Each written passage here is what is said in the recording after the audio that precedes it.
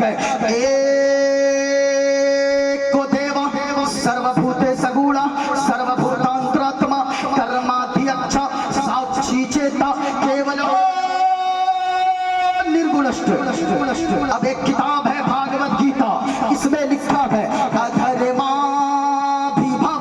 कृष्णा प्रतुष्यन्ति कुलस्त्रिज्या स्त्रीषु पुष्टाषु वार्ष्णेच्छायते वर्णशंकर। इसी के आगे वाले पेज में लिखा है यो माम जमनादिं क्षवेत्ति लोक महेश्वरम असम्मूढ़ा समर्थेषु सर्वपापैः परमुच्यते। गणेश्यं शरणं श्रीशमनं शशांकं शरणं श्रीशमनं पर्वतं शरणं श्रीशमनं गंगाजलं स्नानं पंडितम गौदानं स्वाहा।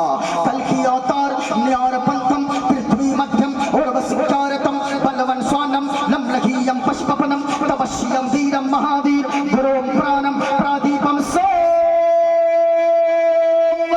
विष्णुवेशं स्वरूपम् अस्मासुगमारूहा देवदत्तं जगत्पति असिना साधु अष्ट आश्चर्य गुणवती गिरि नीलगंधा अति ज्योति में प्रकाशम नतमस्तक भूमिष्ठम प्रभु गुणगानम नाभपुरीता लीन गच्छतीर पराक्रम पवित्रम गंगा स्नानम अति पवित्रम पवित्रम पवित्रम।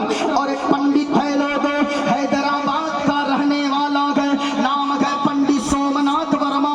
वो पंडित जब चलता है एक हाथ में त्रिशूल रखता है, एक हाथ में छोटा सा लोटा रखता है, माथे पे चंदन का टीका लगाता है। वो पंडित जब चलता है कुछ और बोलता है, लेकिन जब जबान खोलता है तो फिर मुस्तफा मुस्तफा बोलता है।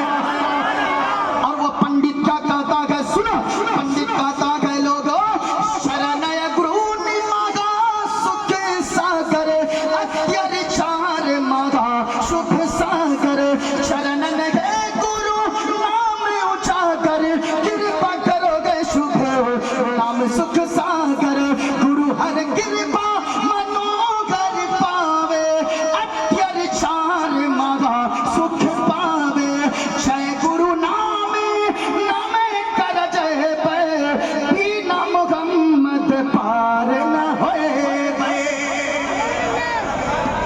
अब जरा सुनिएगा, हुजूर की तारीफ व तौसीफ हर जमान में मौजूद है। भैया आवाज खेच रही, बेस मुकम्मल बंद कीजिए, आप बेस खुला हुआ नहीं ओरिजिनल मशीन से कम कीजिए। हम लोग आप लोगों से ज्यादा जानकारी हम लोगों को, ओरिजिनल मशीन से बेस कम कीजिए, आवाज अच्छी हो जाएगी। हाँ, क्योंकि रोजाना हम लोगों को बोलना पड़ता है। अब जरा एक शेर सुनो, एक शेर शेर शेर शेर संकट मोचन संकट हारी अरबन मदनी अरबन मदनी। ओ भाई इसमें सुभान अल्लाह बोल सकते हो, ये किसी दूसरे का कलाम नहीं है। हाँ, इसलिए अपना है तो आप बोल भी सकते हो, जरा मोहब्बत से बोलो सुभान अल्लाह। संकट मोचन संकट हारी अरबन मदनी अरबन मदनी कल्याण करो मोरा हे कल्याणी अरबन मदनी अरबन मदनी। और बिनती का कर दो मंगल मंगल राज चले तोरा मंडल मंडल। बिनती का कर दो या रसूल अल्लाह, बिनती का कर दो मंगल मंगल राज चले तोरा मंडल मंडल। और संपूर्ण जगत के हो पर भारी अरबन मदनी अरबन मदनी अरबन मदनी अरबन मदनी। इस्लाम का तुमसे ज्ञान मिला है, आदर मिला सम्मान मिला है, हृदय से तुम्हारे हैं आभारी अरबन मदनी अरबन मदनी। सुनिएगा, जो लोग कहते हैं इस्लाम मानवता का पैगाम नहीं देता है, इस्लाम इंसानियत का पाठ नहीं पढ़ाता है, मैं आपसे कहना चाहूंगा इस्लाम की खूबसूरती को अगर जानना चाहते हैं आम पब्लिक को देखकर आप इस्लाम को मत समझिए।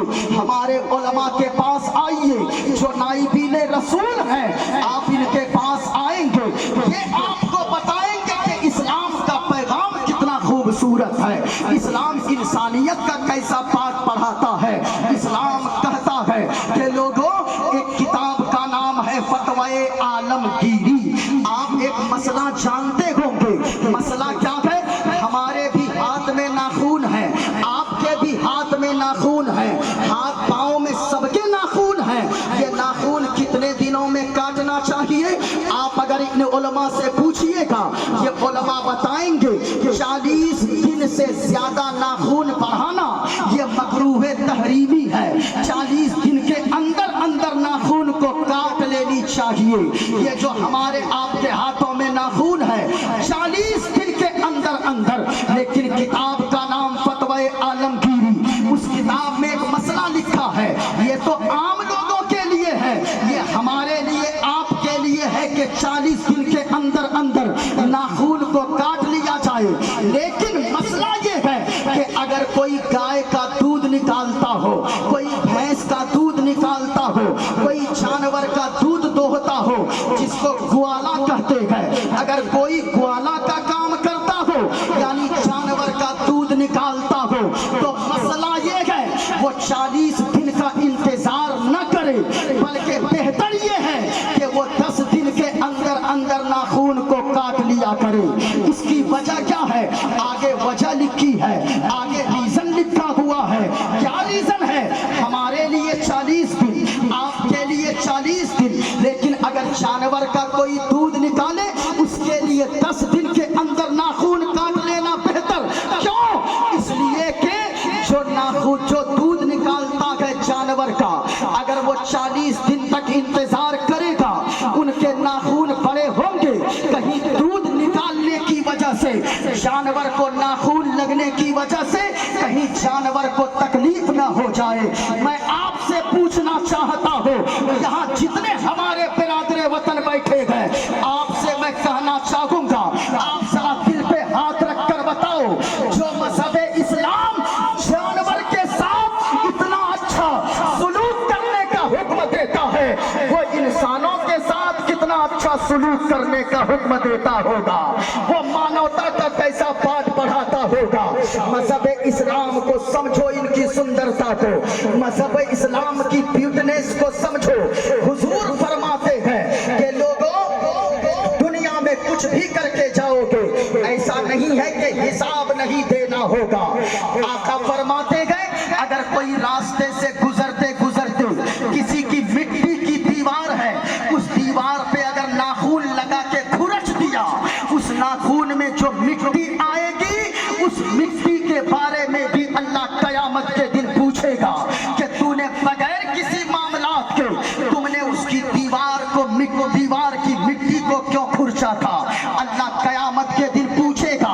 अल्लाह ने कुरान में फरमाया है कि लोगों, फमन यअमल मिस्काल ज़र्रतिन खैरन यरा व मन यअमल मिस्काल ज़र्रतिन शर्रन यरा।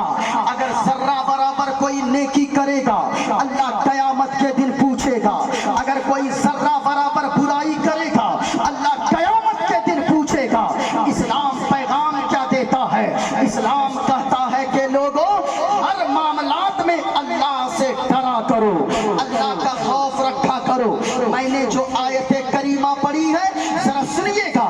अल्लाह फरमाता है, ऐ ईमान वालों, तुम अपने आप को बचाओ और अपने घर वालों को, अपनी बीवी, अपने बच्चों को बचाओ जहन्नम की आग से। ये जहन्नम की आग को हमने आपने क्या समझा है? ये कोई दुनियावी आग की तरह नहीं है। मदीने वाले मुस्तफा फरमाते हैं कि जहन्नम की आग को 70 मरतबा रहमत के पानी से धोया गया है, तब जाकर दुनिया की आग तैयार की गई है। अब दुनिया की आग की तपिश का आलम क्या है? माँ बहनों, तुम तो जानती होगी, जून जुलाई का महीना होता है। तुम अगर किचन में काम करती हो तो किचन में रहना दुश्वार हो जाता है। अब बताओ, जब दुनिया की आग का ये आलम है तो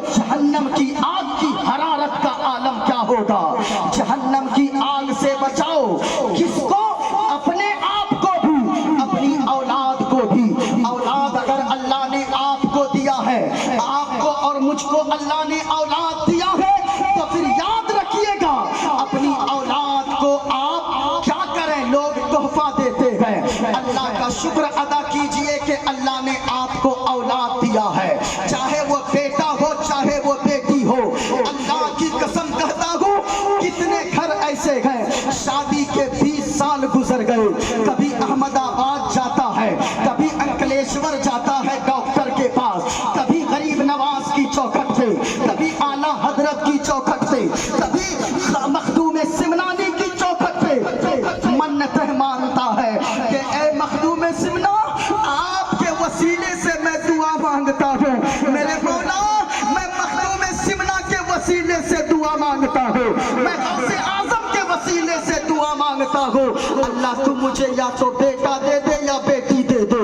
اولاد اگر نہیں ہے نا، ہم نے ابھی آپ ہی کے گجرات میں یہ جام نگر میں 2 سال پہلے میں نے تقریر کیا، وہاں پہ ایک ایسے سیٹھ صاحب ہیں جن کی 4 سریا بنانے والی فیکٹری ہے، رٹ بنانے والی بڑی بڑی فیکٹریاں ان کی ہے، ساری چیزیں ان کے پاس ہے، بڑا مکان ہے، بنگلہ ہے، گاڑی ہے، ساری چیزیں نوکر چاکر سب کچھ ہے، لیکن چہرہ اداس سا رہتا ہے۔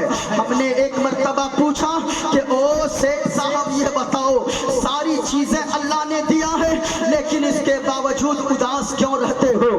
گاڑی اللہ نے دیا ہے، بنگلہ اللہ نے دیا ہے، مکان اللہ نے دیا ہے، سب کچھ اللہ نے دیا ہے، لیکن یہ چہرے پہ اداسی کیوں ہے؟ کہنے لگا کہ مولانا صاحب مفتی صاحب کیا بتائیں، یہ ساری چیزوں کا میں کیا کروں گا؟ سب کچھ اللہ نے دیا ہے لیکن اللہ نے مجھے کوئی اولاد نہیں دیا ہے جو ان چیزوں کا میں جن کو وارث بنا سکوں، جو ان چیزوں کا وارث بنے، کوئی اولاد اللہ نے نہیں دیا ہے۔